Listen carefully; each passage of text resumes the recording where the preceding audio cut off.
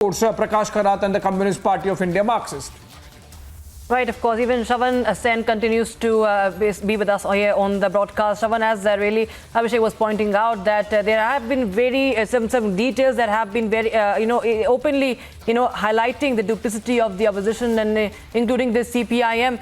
In fact, let me also read out more details as we are getting more details here. All right, Mahesh Jethmalani, who is a BJP MP, he has just tweeted on this scandal. And if I read and I quote him here, the New York Times expose of news portal NewsClick's funding by the Chinese through its proxy Nevi Roy Singham is only the tip of the iceberg concerning China's subversion of the Indian state.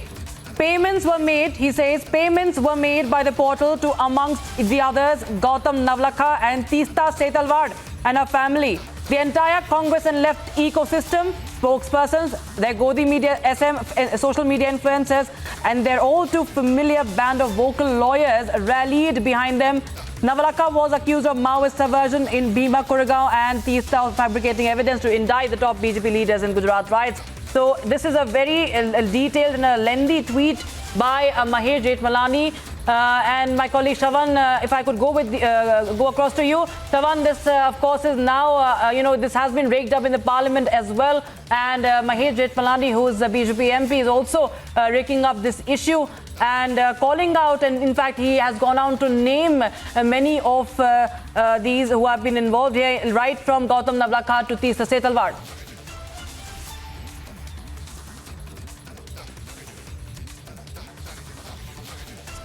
Well, in fact, Rakshita, as I was pointing out just a short while ago, while this has been taken up by a Western media organization and now a Bharatiya Janata Party, back in 2021, when we had done the first expose on NewsClick, we had basically put out the details of the distribution of the money.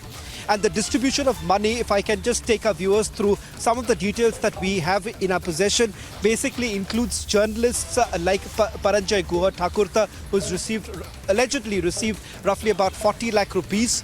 Apart from that, Teesta Setalvad and her family members, it turns out that some of her family members also allegedly received money from NewsClick. So this is how it works out. As per the investigation carried out by the Enforcement Directorate, you have this money coming in from Nevi Roy Singham's company.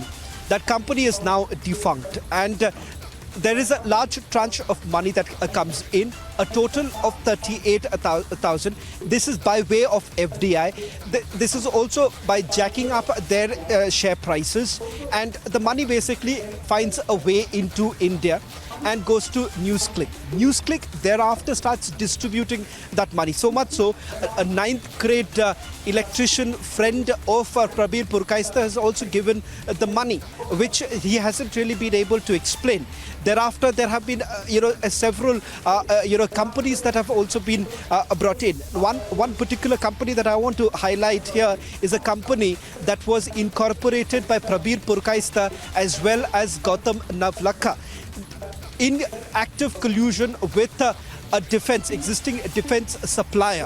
What was the objective of it? What was the purpose of this company? Not known at this point in time. But having said that, it raises a red flag, because if you juxtapose this with the emails that have now been accessed, in which Prakash Karat is basically, as Abhishek was pointing out, lamenting about the fact that there have been curbs introduced by the Indian government when it comes to trade with China, and the very fact that several of these Chinese companies that were already under the scanner of the central agencies here in the national capital, that directly hurts Chinese economic interests. And that is one of the reasons why they wanted a favorable condition to be created. Now, if you take a closer look at that email that has been exchanged between Nevi Roy Singham and Prakash Karat, he also refers to the fact that there's an anti-China sentiment that has been whipped up post what we witnessed in Galwan.